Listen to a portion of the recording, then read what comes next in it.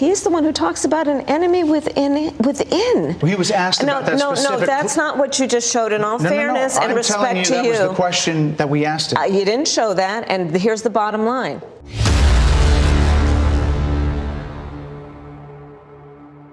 So the Fox News interview with Kamala Harris and Bret Baier is over.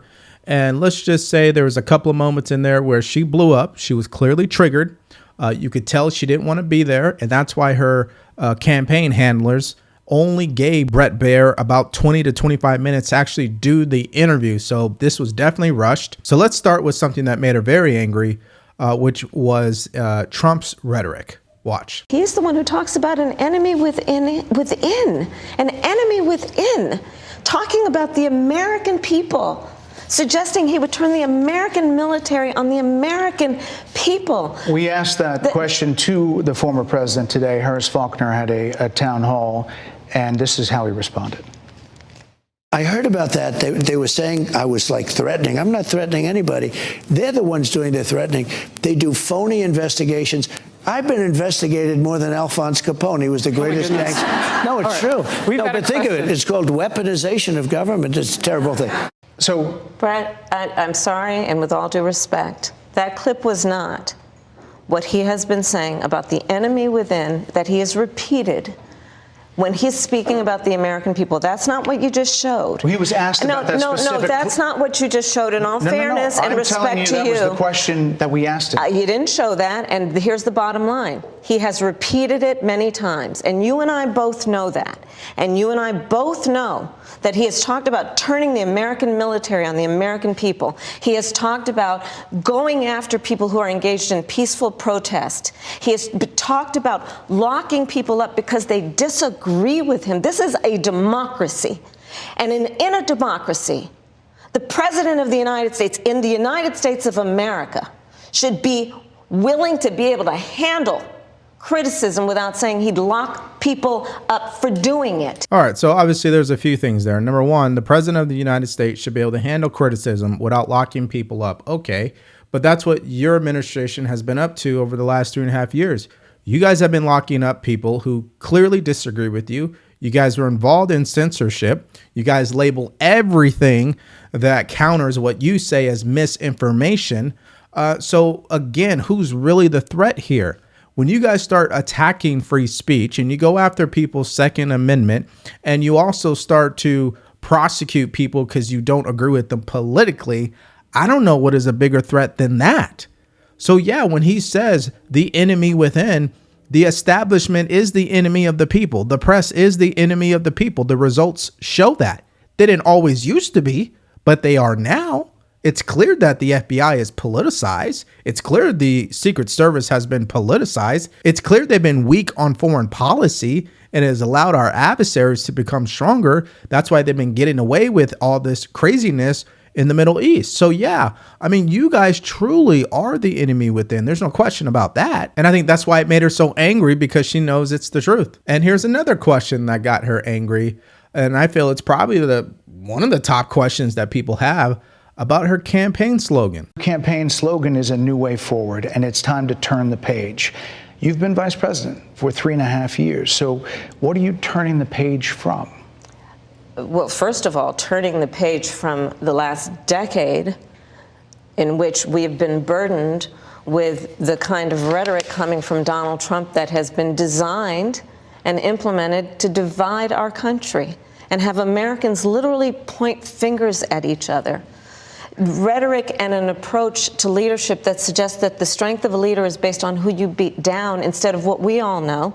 The strength of leadership is based on who you lift up. The strength of an American president, which is one who understands that the vast majority of us have more in common than what separates us. Madam Vice President, more than 70% of people that is about turning the page on rhetoric that people are frankly exhausted of, Bret. More than 70% of people tell the country is on the wrong track. They say the country is on the wrong track. If it's on the wrong track, that track follows 3.5 years of you being vice president and President Biden being president. That is what they're saying, 79% of them. Why are they saying that? If you're turning the page, you've been in office for 3.5 years. And Donald Trump has been running for office. But you've been the person holding the office. Come on. Madam Vice President. You and I both know what I'm talking about. You and I both know what I'm talking about. I actually don't. What are you talking about? What I'm talking about is that over the last decade, but people you're the have lever become. of power. But see, that's the thing, Madam Vice President. No one knows what you're ever talking about, okay? So can we get that out of the way? Here's the other thing. You've been in office. And as we know, over the past 16 years, 12 of those years have been dominated by Democrats.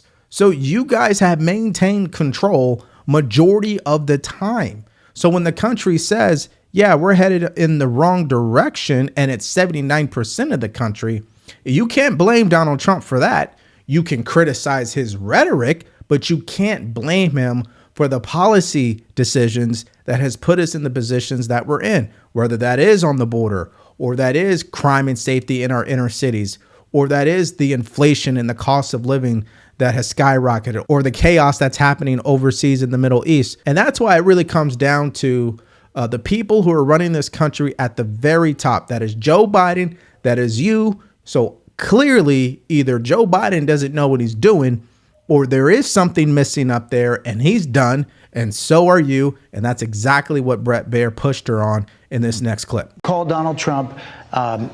He's misguided. You say now he's unstable. He is unstable, Brett. He's not well. You say he's mentally not stable. He's not stable. Let me ask you this. You told many interviewers that Joe Biden was on his game, that ran around circles on his staff.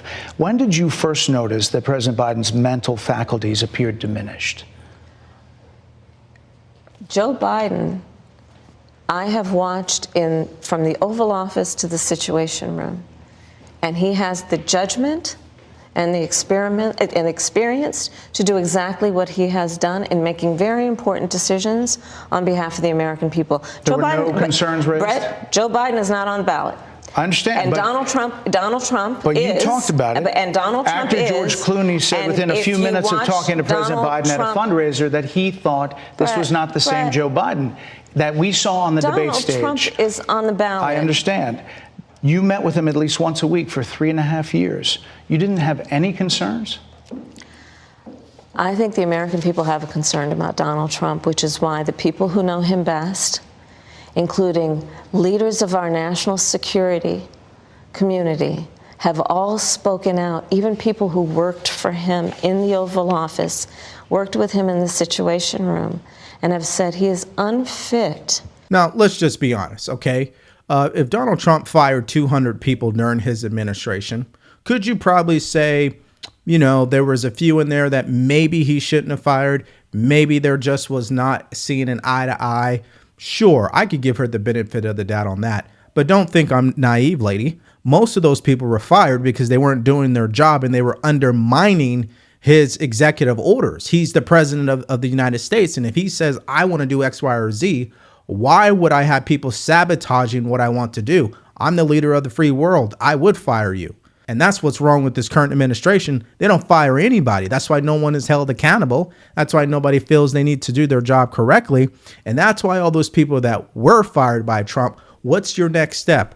Well, you go on the news and you make it a big deal and you write a few books and you make a lot of money because there is a lot of money in criticizing Trump. So I don't give them any credibility. Just like the American people don't give you the credibility, Madam Vice President, when it comes to border security. Check this out. You know, voters tell pollsters all over the country and here in Pennsylvania that immigration is one of the key issues that they're looking at this election, and specifically the influx of illegal immigrants from more than 150 countries.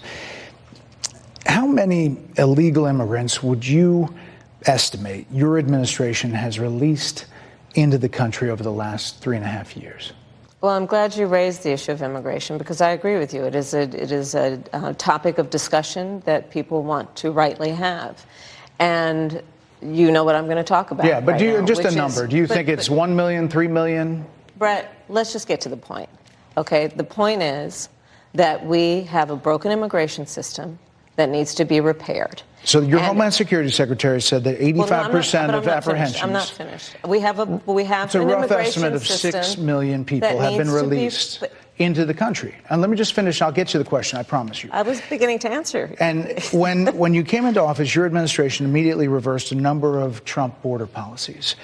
Most significantly, the policy that required illegal immigrants to be detained through deportation, either in the U.S. or in Mexico. And you switched that policy. They were released from custody awaiting trial.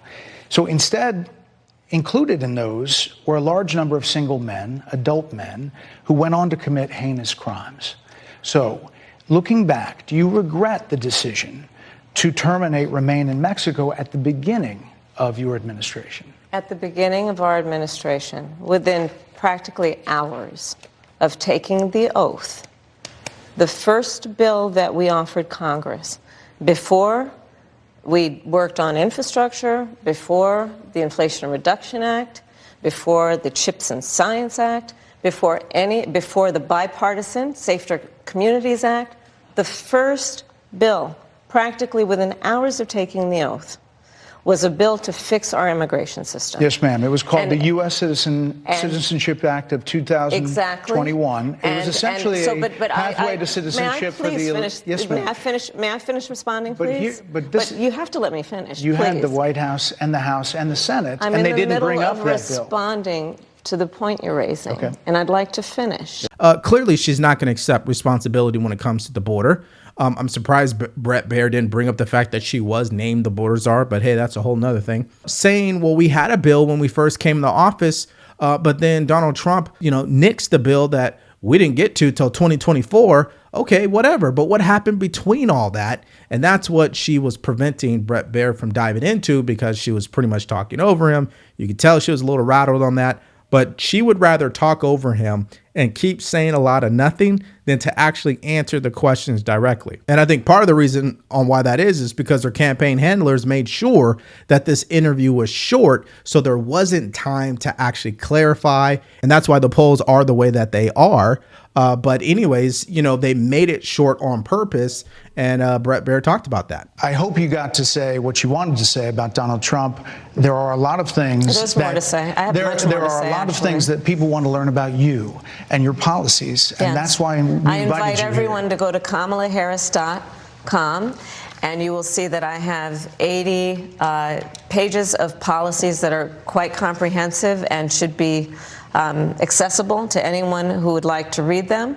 And it includes what I intend to do about affordable housing, what I intend to do about small businesses, what I do and that's why we invited to strengthen you here our economy, to see where you were in 2019 and where you are now. America's military and ensure we have the most lethal and best fighting force in the world. Madam Vice President, they're giving me a hard rap here. Well, I thank you for the time. I thank you for the time. It's good to meet you. Thank you very much. Thank you. Okay, so if you guys got value from this video, do me a favor. Make sure you like, share, and subscribe to the channel.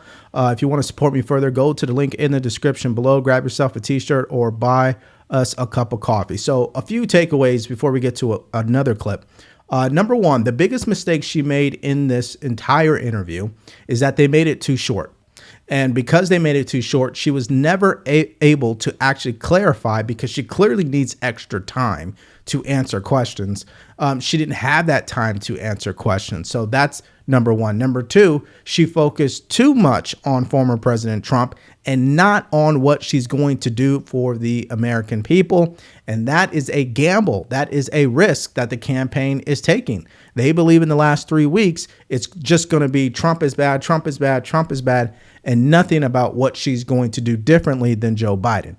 And that leads me to number three. She still didn't separate herself from Joe Biden. She danced with it a little bit. She teased it a little bit by saying, if I become the president, Joe Biden's presidency will not continue. But that still doesn't say what will be the actual difference. So she's missing out on that. And just so you guys understand why they wanted to make it short and what they did to make sure that Kamala Harris was minimally exposed as possible, listen to this behind-the-scenes analysis from Bret Baier. When the kicker in football, they call a timeout right before he's going to kick the field goal. They're icing the kicker. So we were supposed to start at 5 p.m. We this was the time they gave us. Originally, we were going to do 25 or 30 minutes. They came in and said, well, maybe 20. So it was already getting whittled down. And then the vice president showed up about 5:15. We were pushing the envelope to be able to turn it around for the top of the 6 o'clock. So that's how it started. And I could tell when we started talking that she was going to be tough to redirect without me trying to interrupt. I did this with President Obama. At one point, I just said, Mr. President, I know you like the filibuster. I just didn't even have the chance to sometimes redirect in those ways. I had a lot of other questions. All right. So Bret Baier, hats off to you, sir. A lot of people doubted that he would be able to do the interview in the way that he did it. Clearly, it was a firm interview. It was a fiery interview. There's way more clips than what I showed you. So please make sure you watch the full interview. But the bottom line is this. Who wins in this situation? Well, Fox News obviously wins because they get the ratings, of course, and Bret Baier did what he was supposed to do. Secondly, Kamala Harris's base, they win because they're fired up because she was fired up during the interview. Okay, but who loses? Those voters who were on the fence. This brings me to the whole point of the video. These are voters who clearly don't like Trump. And if they have to vote for him at the end of the day, they more than likely will, but they wanted to give her a legit chance. And when your campaign is only, 63 days or 65 days long in total, you got to focus more on that instead of focusing on Trump, right? And I think she missed it. She loses this election. I think one of the big reasons will be that she attacked Trump too much because people are desensitized. There's nothing that Trump says or does or what the media reports is really going to make someone say, oh my God, that's crazy. Like, we're way past that now. But hey, who am I? I'm just some guy on YouTube, and I'm definitely voting for Trump. So that is my opinion. What did you guys think about this interview? You think this was a smart move by her? Do you think this hurts her? Do you think it helped her? How do you think Bret Baier did? And overall, how do you think this is going to impact the election moving forward? Let me know what your thoughts are in the comments section below. One thing is for sure, if you don't think this was a big deal, then the bigger deal is the lack of support from black men that Kamala Harris has been experiencing. And we did do a video on that, and you can click on that video because it's coming up right now.